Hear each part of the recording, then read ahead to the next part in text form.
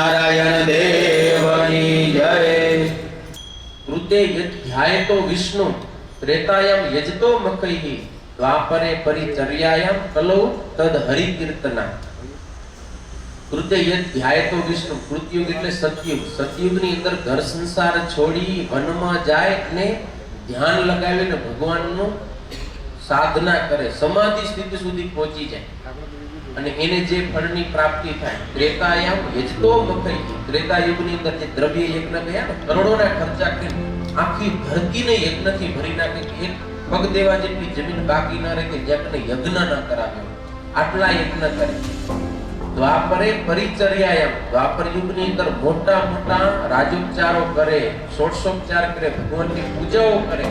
આ ત્રણ યુગમાં આ કરવાથી જે ફળની પ્રાપ્તિ થાય, કલૌ તદ હરિ કીર્તના. કળિયુગની અંદર માત્ર બેસીને હાલતો ચાલતો ખાતો પીતો ગમે ક્રિયામાં ભગવાનનું નામ લે તો એને એ બરાબર ફળ મળે.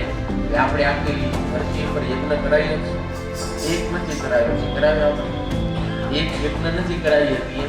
તો આ સરળ ઉપાય છે કે ભગવાનના નામનો જાપ એ સૌથી મોટા મોટો યજ્ઞ છે. આના દ્વારા અનેક પ્રકારના ફાયદા, બધી રીતે કોઈ પણ પ્રકારનો દુઃખ દર્દ હોય એ નીકળી જાય. સ્વામિનારાયણ મહામંત્રનો કેવો પ્રતાપ છે. ઝેર ચડી ગયું અને તમે વિશ્વાસથી ખાલી ધૂન બોલો ને તો ઝેર ઉતરી જાય, એવા પ્રસંગો છે. દીકરા ન થતા હોય એને સ્વામિનારાયણ મહામંત્રથી દીકરા થાય. ગમે એવો પારિવારિક પ્રોબ્લેમ હોય, શારીરિક પ્રોબ્લેમ હોય, માનસિક પ્રોબ્લેમ હોય, ગમે એ હોય, પણ એક શ્રદ્ધાથી ધૂન કરે સ્વામિનારાયણ મહામંત્રની, બધી પ્રકારના પ્રોબ્લેમ દૂર થઈ જાય.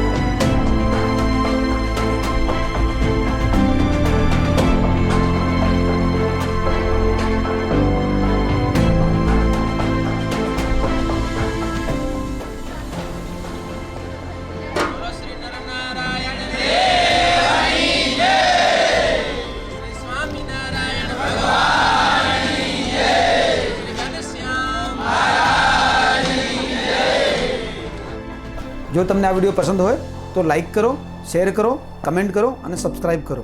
અને હા, બેલ વગાડવાનું ભૂલતા નહીં.